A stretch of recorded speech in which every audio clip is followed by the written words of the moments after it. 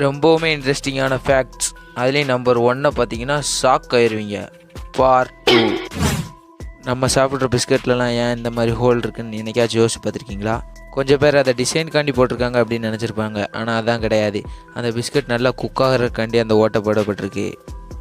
நைட்டே இல்லாத ஊர் எங்கே இருக்குன்னு உங்களுக்கு தெரியுமா? ஐரோப்பாவில் இருக்கிற நார்வேல தான். ஏப்ரல்லேருந்து ஆகஸ்ட் மாதம் வரைக்கும் 5 மாதத்துக்கு நைட்டே இருக்காதான். ரோஜ் பூமியில் டைனோசர் வாழ்கிறதுக்கு 170 மில்லியன் வருஷத்துக்கு முன்னாடியிலேருந்தே உயிர் வாழுதான்.